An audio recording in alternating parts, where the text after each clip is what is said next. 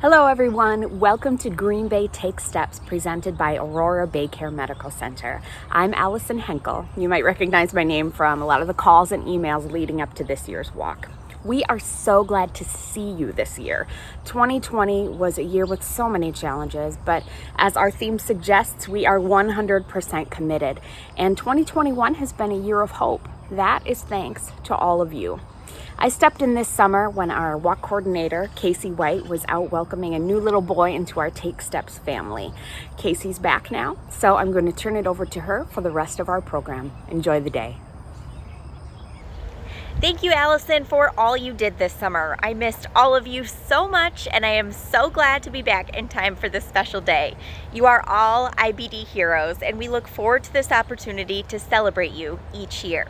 We also have some wonderful sponsors who we want to thank for joining us in our celebration today and in our commitment to cures.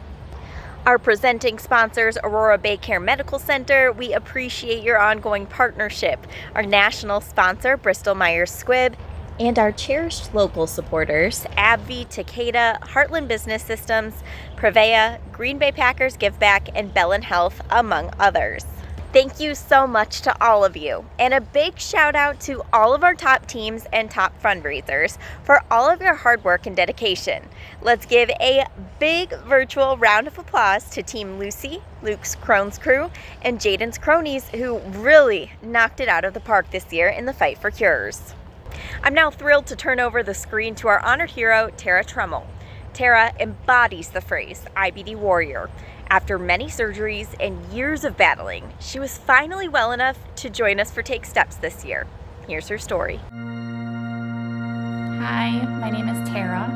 I am so honored to be the 2021 honoree for Green Bay. My biggest thing that I'm so honored about is the fact that I get to stand here today and tell all of you that there is hope.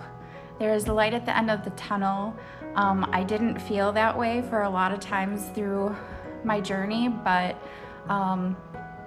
right now I'm good, and I'm happy to sit here and tell you that things do get better. I was at a very dark place and didn't believe that, and I know all of us have been there, and it's hard to wrap our head around this disease. And it's hard to fight through it, and it's hard to get to the other side. I never thought I would be here, and I am here today, and I'm here to tell you and wish all of you just hope and strength and blessings to get through whatever you're going through in your portion of your journey. A little bit about my story. I've always had symptoms as far back as a child.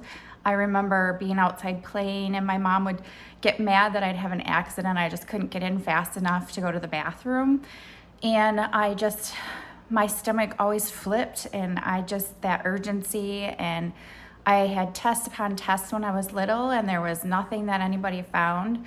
It wasn't until 2009 that I ended up in the emergency room in the middle of the night with excruciating pain, and they could not get rid of the pain.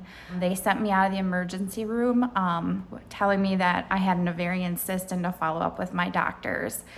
I followed up with my OB doc, and she was actually the one that said she saw some inflammation in my intestinal area from one of the MRIs that I did in the emergency room, and believed that I could have something called Crohn's disease.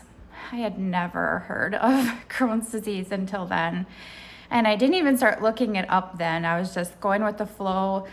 She recommended that I see a GI doctor, and I went to the GI doctor days later, and he confirmed too that he believed I had Crohn's disease. After some time of fighting, I went to Madison, and I seen some GI doctors there, and I had some more tests done, and I remember so clearly the doctor said to me, "How aggressive do you want to fight this right now?" And I said how sick I was and tired of fighting and not feeling good, and I just needed a better outcome. So I agreed to have surgery, and I didn't even know really what was happening at that point. Still didn't understand Crohn's disease, and I this was just 13 months after diagnosis, and I couldn't wrap my head around what was going on still. But she felt that I had 3 inches of my intestines were rotted. I came out of surgery with 13 inches gone, and I thought, okay, I had surgery, everything should be better from this point forward, and I shouldn't have to take those god-awful medicines, but boy, was I wrong. It wasn't until maybe a few years later that I started having some pretty big symptoms again, and I was not on medication. I refused to take it at that time. And I felt good. I didn't feel like I needed it. And I finally sat down with another doctor at the UW who explained to me exactly what's going to happen if I don't take a preventative medication. And at that point, I realized that I wouldn't survive this disease if I didn't take the medicine. I have struggled. I've almost lost my life. I had a ulcer rupture on a major vein, and I bled out at home. I've had to be rushed to the emergency room and had a blood transfusion. Thankfully, there was people home with me that morning because they weren't supposed to be home with me that morning. Almost 2 years ago now, I was faced with what I thought was the worst spectrum of my disease, and I was faced with having to have a colostomy bag. I had been dealing with fistulas for about 3-4 years, and it just got to the point where I was in and out of the emergency room, emergency surgeries. I think I had 4 in a matter of a week and a half to 2 weeks. And then drain tubes, and they were emergency placed and emergency removed, and it was a pure nightmare. I don't wish fistulas on anyone. They were so bad that I had to have a colostomy bag placed, and I thought this was the worst case scenario for my Crohn's disease and my journey. I went into a hole. I know how hard it can be to keep going and to keep fighting through all of these hurdles. It's not easy, trust me. I didn't want to fight anymore. I was tired. I was weak. I didn't want to deal with the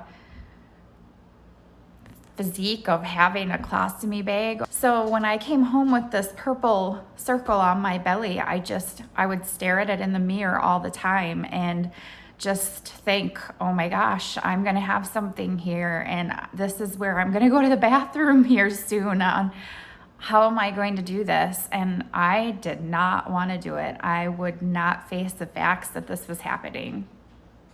Fast forward, I had it a year. And when it came time for my reversal a year later, which was actually August of last year, 2020, I was afraid to have the reversal. I learned really fast that this was nothing I couldn't handle in order to feel well and go on with life and do things with friends and do things with family. I could handle changing that bag or emptying that bag or anything that it threw at me, even the outroar of noises whenever it felt like it. I could handle that if it meant that I could have a quality of life. So facing quality of life and having the surgery again to have it removed then scared me. How is this going to happen? Is it going to just go all over? So before I had that surgery, I made my doctors agree that I could go back to colostomy if I felt the need to have one. And in August of 2021, I will be colostomy bag free for 1 year, and I'm glad I didn't keep it. It made things easy. It really did, and it wasn't that bad, and my quality of life was much better, but I'm thankful for the time I had it, and I'm thankful it's gone. So here, almost a year after that surgery, I'm here to tell you that there's hope to the other side of things, and hang in there. I know that it's never really that easy, but just keep fighting the fight. I have faith in all of you, and that's what the Take Steps community is here for, and they're here to help us. And I'm so thankful that I have found this community and that I get to be your honored hero, because this has really meant something to me, and I'm very thankful. Keep fighting.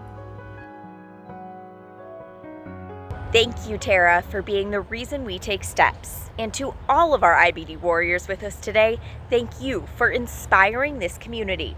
If you're taking pictures today and sharing them online, please use the hashtag #WhyITakeSteps or send me an email. We want to see all the fun. From the entire Wisconsin chapter, thank you for being 100% committed. Have a great day.